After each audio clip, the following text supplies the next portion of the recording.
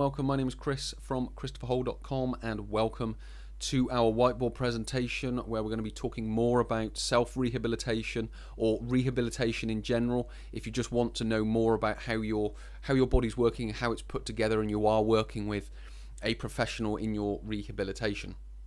We're going to talk about our normal three topics within it. We're going to be looking at postural function, movement function, and areas of compensation.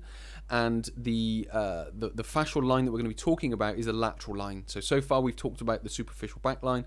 We've talked about the superficial front line, which are the fascial lines on the front and the back of the body. Now we're going to put this together with the superficial, or with the lateral line, which obviously goes throughout the side of the body. But before we get into that, I just want to mention my social media. So if you want to come along to Twitter, which is @ChristopherHole, Facebook, Christopher Hole Training, and Instagram, Christopher Hole. It'd be great to have you there. Alternatively, please do come to the website, which is ChristopherHole.com. There's the blog there. There's more information there. I share all these videos plus other videos on the website, so you can just sort of browse and learn more about health and fitness, but also it gets shared on social media. So if you have any questions, please do come along, ask any questions. It'd be great to have you there, and I'll answer them to the best of my abilities. So, coming back to today's topic, first of all, go on to postural function. So, first of all, the lateral line. As I've mentioned, it goes up the side of the body. So you can see down here, it joins, let's just say, into the outside of the foot, goes up the side of the leg, all the way up the side of the upper leg, through the ribs, and then you've got up into the neck and into sort of the base of the skull at the back. And you can also sort of refer back to the presentations on the superficial back line, the superficial front line, and you'll also start to see that they sort of, again, they meet and they cross at that sort of junction where the neck meets the skull, if you will. Now, its postural function is it balances front and back and right to left. And it's there to mediate forces between the superficial back line, the superficial front line, and arm lines and spiral lines, which I'm going to be coming on to. So what this is doing, this lateral line, is it's completing the, let's just call, the outer suit of the body. So if you were to superimpose the superficial front and back line on this, you would have basically a whole body wrap or wraparound. And then within that wraparound, or within that suit, you would have all the different muscles that sort of join in and create this compressive, tension creating suit that allows our body to stand and that allows our body to move around in many different directions. One of the other postural functions is it stabilizes the trunk and legs to prevent buckling during activity. So again, what we are doing is it's there holding the body up. It's there so the body doesn't collapse either front, back, side, side, because we are moving in various different directions. The movement function of the lateral line is lateral flexion of the trunk. Now, this isn't necessarily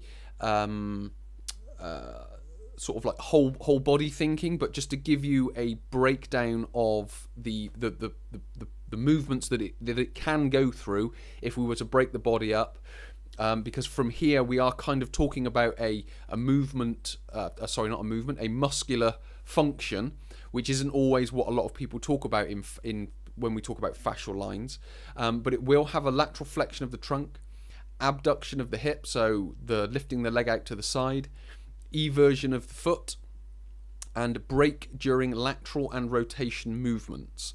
So what we are focusing on here is that whole body suit that allows our body to move in those three directions, in those three dimensions. So moving sideways with the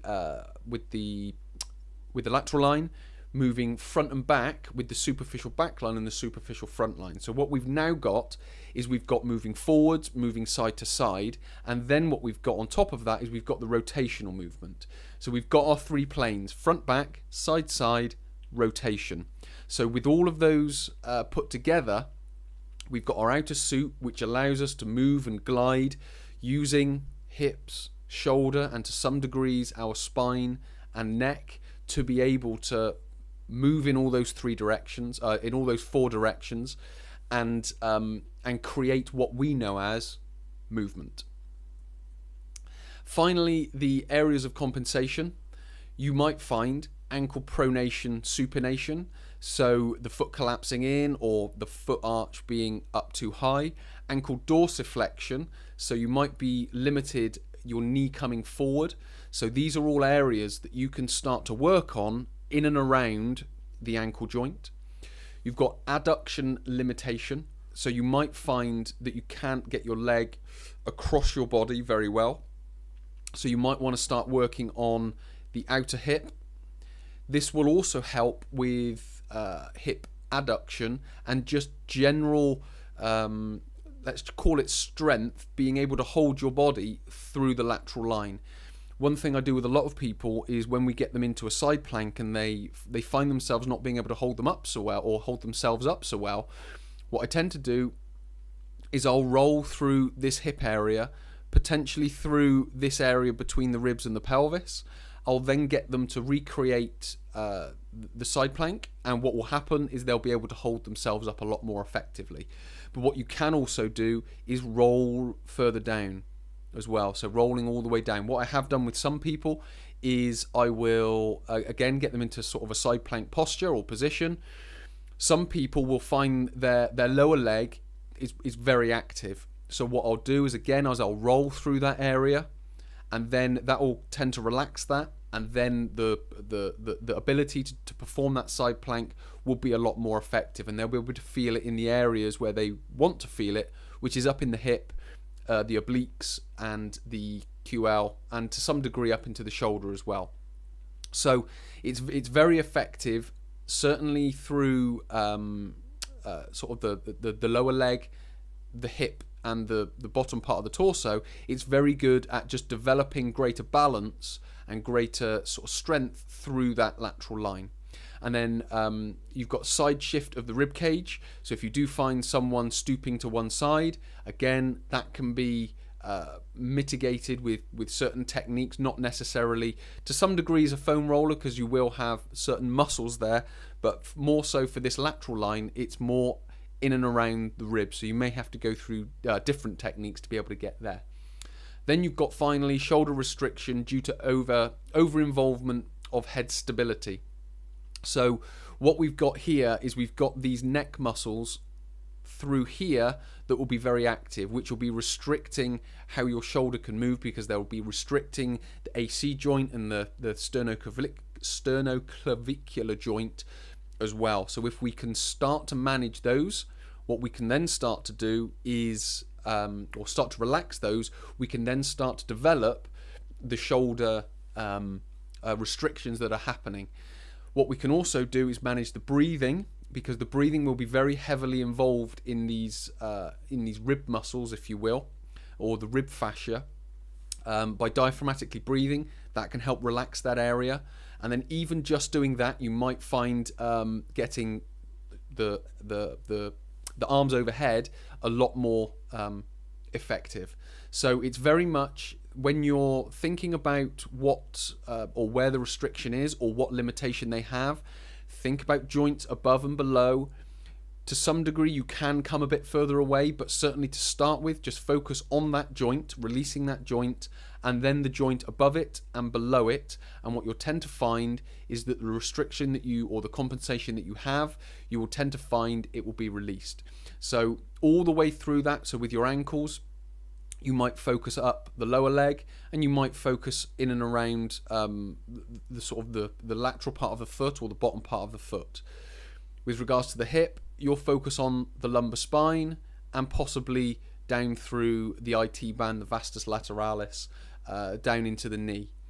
With regards to the lower back, you'll look at shoulder girdle and the thoracic spine, with the hips involved as well.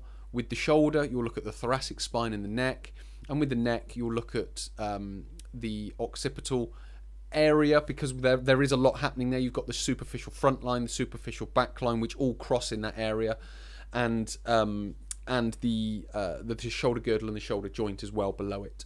So when we're talking about the lateral line, again, think about balance from left to right, but also think about movements forward and back and rotation as well. So don't just limit your thinking to sideways movement. So hopefully that makes or gives a little bit more of a perspective on the superficial lines of the body. What I'm going to be doing now is moving a little bit deeper into the body and looking at some deeper lines, some arm lines as well. So hopefully I will see you in the next whiteboard.